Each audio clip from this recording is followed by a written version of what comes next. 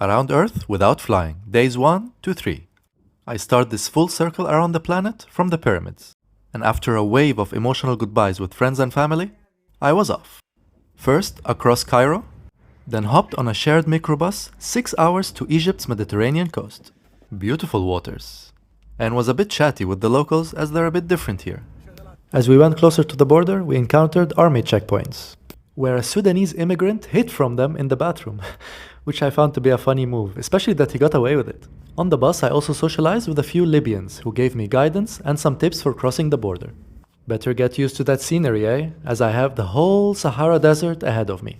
As I arrive to the border town, I check in to this so-called hotel. Not many options or facilities here. This double room for $9. My final Egyptian meal? Kushari, of course. I will miss you dearly. Followed by some Bedouin tea. Spending my last night in Egypt here, and tomorrow aim to cross into Libya, where there are many uncertainties. But more on that later. Around the world without flying, day 4. It's the last morning I wake up in Egypt, in this little border town. Continuing west, I have the whole Sahara Desert ahead of me. Damn, that's a lot of desert. So, I snack up and take a shared taxi to the border post. From what I could tell, most people crossing there were truck drivers.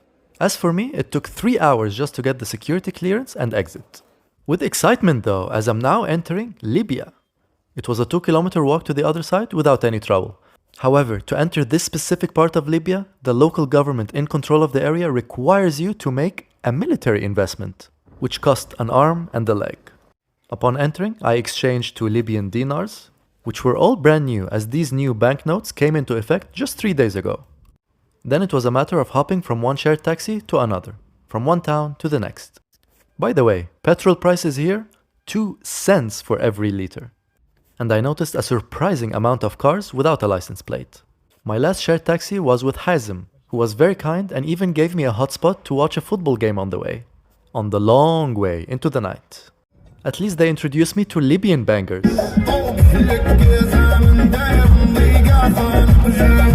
After clearing all military checkpoints, I arrived to a town where I was hosted by a local group of friends, where together we had dinner, tea, dessert, and even played cards. Sometimes I wonder how I get to be so lucky, meeting all kinds of great people. Around the world without flying, days 8 and 9. After being hosted by my friend, we had breakfast together, I socialized with his dad, then we shopped around for the shared van for the long road ahead. They showed me to the storage/waiting room until we filled up with other passengers, which took 6 hours. Together with 5 Sudanese, we were off, with more than 1,000 kilometers ahead of us. Now the issue is that Libya is divided into 2 opposing governments, one in the east and one in the west, with occasional fights breaking out between militia groups. We were crossing from one side to the other, which is a big question mark for a foreigner. I call this part the Wild Wild East. For security reasons, I cannot go into detail of what happened on the road. I'll have to leave the rest to your imagination. After a dramatic night, we shared a celebratory meal together. Then I went to see Leptis Magna, one of the grandest cities of the Roman Empire, and among the largest and best preserved Roman ruins in the world. Finally, the 36-hour-long trip ended in Tripoli, the capital, with new friends having a local specialty, bubbling macaroni. Around the world without flying, day 17. After a week of uncertainty, I'm finally leaving Tripoli, Libya's capital. I woke up at 5 a.m. and got picked up by a local friend who's driving with me into the desert for a few days. Not just the desert, but the mountains in the desert.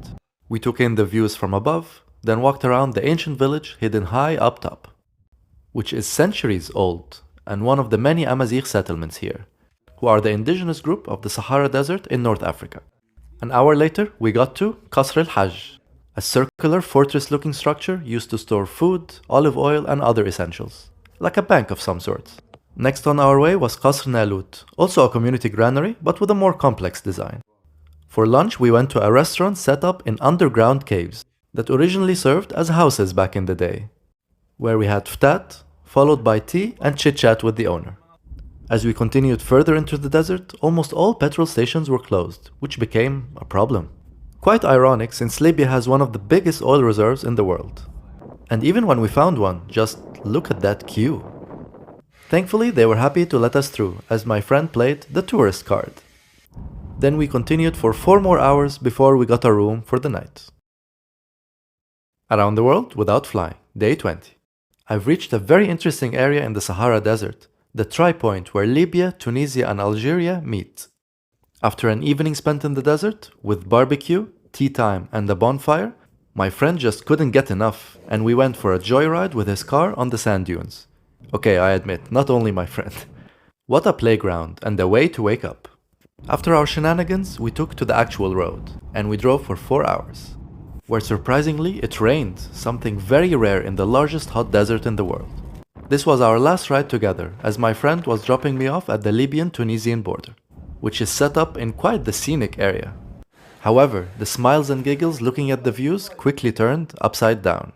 What I feared had manifested, and I was denied passage due to passport complications. Not only from the Libyan side, but also from the Tunisian one, which I didn't expect. Now what? As my head was turning trying to figure out the options, we were asked to leave, and my local friend was highly suspicious that we were being followed after. Uh-oh. In any case, we had to split, and he dropped me off in a town 1 hour from the border.